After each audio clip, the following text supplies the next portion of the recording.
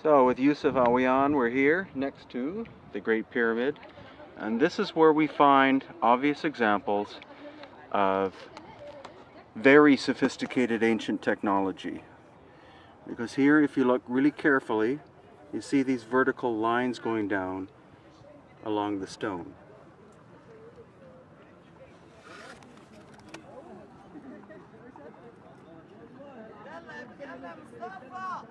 Now there's scratches too, but there seems to be quite a pattern to it.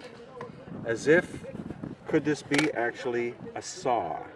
Now this material is basalt, which is very hard. It's not from the local area. And so a culture with bronze chisels couldn't, or bronze saws, even with some kind of silica sand as an abrasive, could not produce that kind of fine finish as far as I can tell. I'll show you other examples here in this little area by itself of examples of machining technology at work. Not modern machines, not dynastic Egyptian machines, but older machining technology by the Cometians.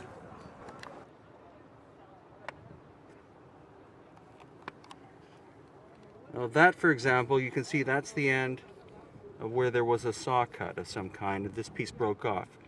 The diameter of that saw blade seems to be about 1/8 of an inch, and it's not a straight cut. We'll show that in other videos. What it is, it's a curved cut. So that could be evidence of a giant circular saw. And here, these are the cuts themselves. Again, somewhere between 1/8 and 1/4 of an inch in diameter, going straight through 1, 2, 3 of them.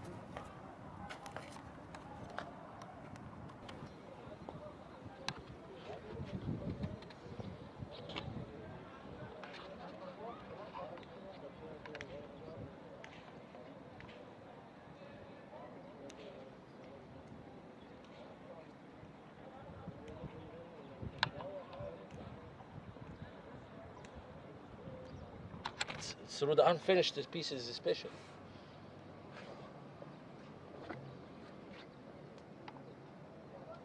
But they all had more disc saw machine. But they are aware of this market. They're aware of this market. It's not new to them, but they just like to ignore it.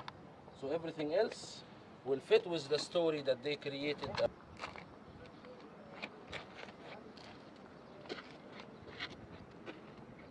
You see, the sewer system was made to get rid.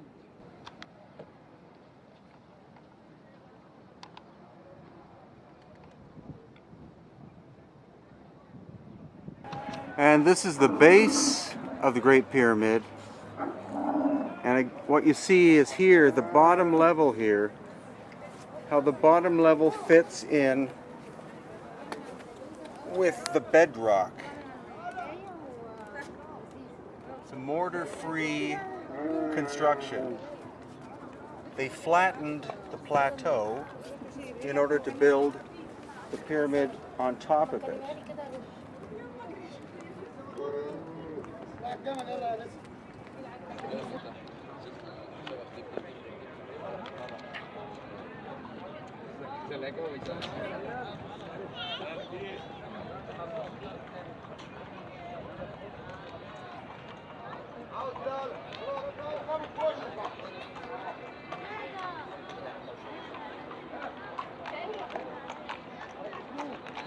So again, here's the original external casing stone of the Great Pyramid. And look how tight the fit of that stone is.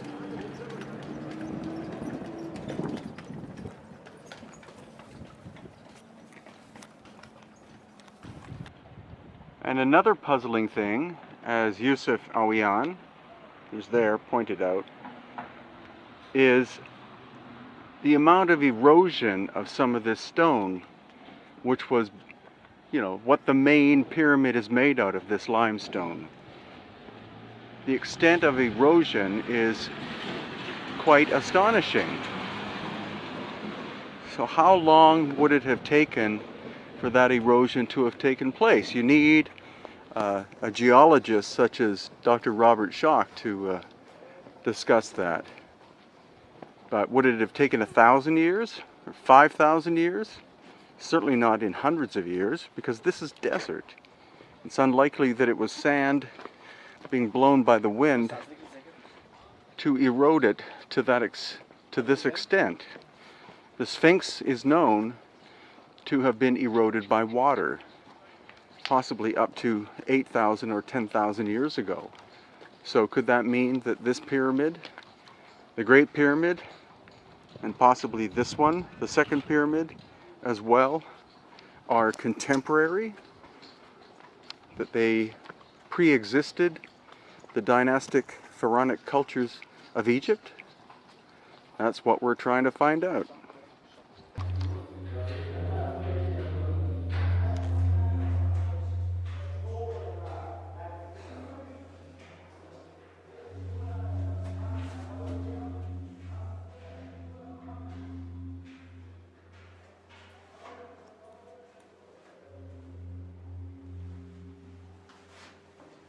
The most powerful resonance.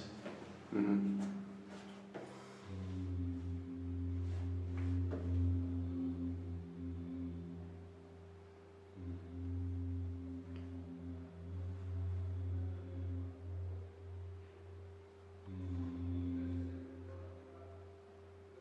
What most people also don't realize is the fact that on the Giza Plateau, you have the Great Pyramid and the second pyramid, and of course the smaller third pyramid. But off on this side, which is the east side, you have all of these little baby ones like this kind of size. And here you can see the casing stone is still on the exterior. There are about 30 of these. The casing stone is original, and also there are these shafts that go down. I can see the bottom. It's at least 30 or 40 feet, filled with sand, and then there's a chamber going off to the left.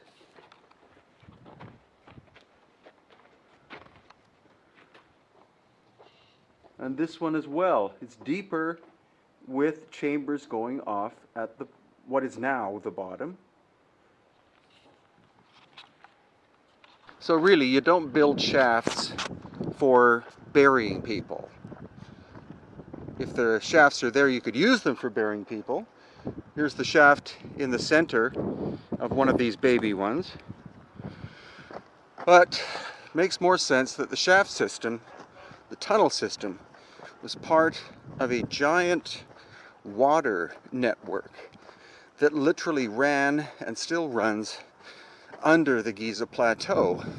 They in fact have massive pumps right near the front entrance of the Giza Plateau, and they're constantly pumping water out of it to this very day.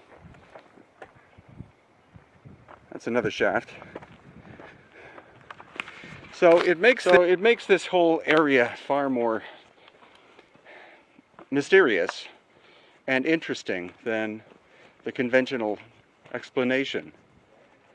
And we've just been told we can go into Meres Ankh, the third tomb, which is a mastaba.